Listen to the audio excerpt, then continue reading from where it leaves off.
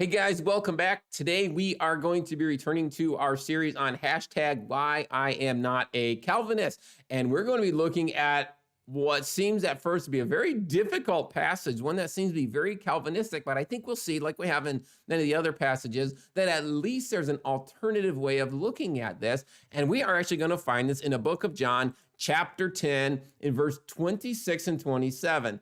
Let me read it to you and let's talk about it. He says, Jesus is talking to some people here who obviously were not believing him. And he says, but you do not believe because you are not of my sheep, as I said to you. My sheep hear my voice and I know them and they follow me. And so these people could not believe because they were not of his sheep. Does that mean that Jesus had chosen that some people would be his sheep and others would not be his sheep? And the ones he did not choose to be his sheep could not believe even if they wanted to. Well, I don't think that's the best explanation of this passage, and I'm going to tell you why. But what we want to do is we want to back up and look at our context like we always do, okay? The beginning of John chapter 10, John is talking about, he's explaining how Jesus had described himself as a shepherd. He uses many illustrations of himself like a shepherd. He says, I have sheep, my people, and I protect them like a shepherd protects his sheep. I lay down my life for them. I know them like a shepherd knows his sheep. And my sheep follow me. Jesus uses these kind of examples to refer to himself as a shepherd of his sheep. And then in verse 22, John switches time and place, and he moves to Jesus talking at the feast of the dedication and the temple. And the reason I think he makes the switch here is not necessarily that it has to be chronological, but Jesus is going in his speech there, or discussion at the Feast of the Dedication, he's going to return to the idea about a shepherd and his sheep. So I think it's a thematic switch here. And so let's look at this. In John chapter 10, we're backing up a few verses into verse 22. Now it was a Feast of the Dedication in Jerusalem, and it was winter, and Jesus walked in the temple in Solomon's porch. Then the Jews surrounded him and said to him, how long do you keep us in doubt? If you are the Christ, tell us plainly. So they want to know, are you really the Christ? How did Jesus respond?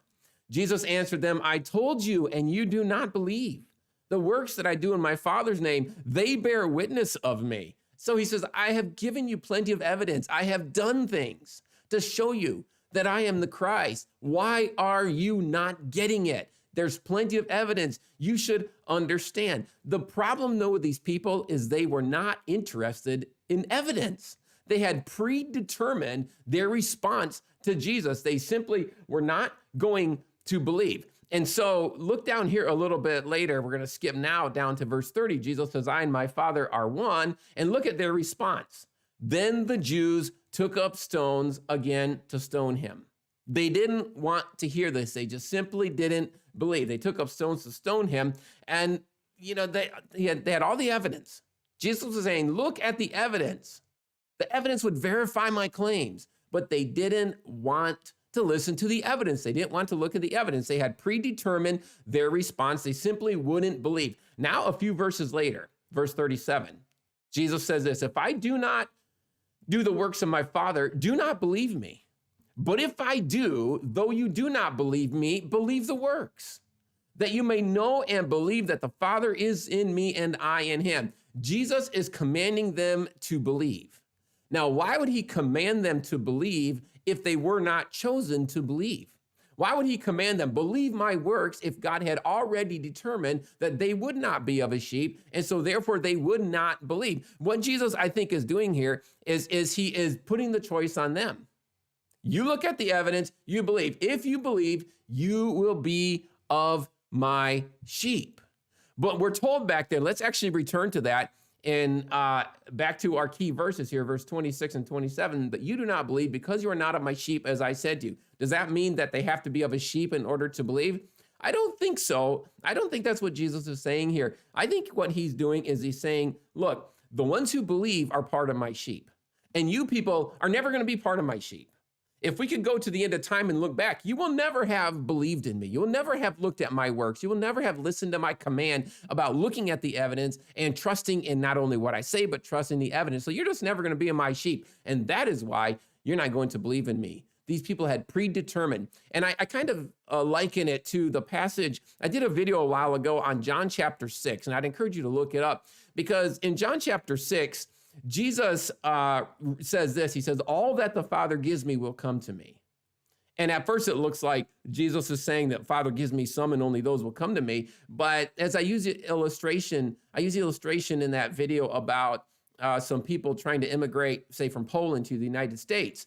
And the ambassador to Poland from the United States shows up and says, the president has personally guaranteed that all of you that get on this boat will make it safely to the other side. The people on the boat are the elect. They will make it safely, but the people have to make the decision to be part of the elect. They have to make the decision to be on that boat. And I think in a sense, that's what Jesus is saying here is you can make the decision to be one of my sheep. All you have to do is look at the evidence and trust in the evidence and believe in the evidence, believe what I'm telling you, and you'll be part of my sheep. But in the end, you guys are not going to do it. And therefore, you are not going to listen to what I have to say. So it's not that Jesus has said that you're of my sheep and you're not of my sheep, so you can't believe and you can. I think what he's saying here is you guys are just never going to believe. You've predetermined that you're not going to believe. Therefore, you are not of my sheep and you're not going to believe in me. In some sense, I know that seems a little bit circular, but if we go to the end of time, look back, these people just predetermined they're not going to believe. So in the end, they're not. They refuse even to look at the evidence that Jesus gave in his speeches and his works. In the next video, I want to look at John 12:39, where Jesus straight out says that these people could not believe. So I want to talk about that next time. God bless you guys, and I'll see you in the next video.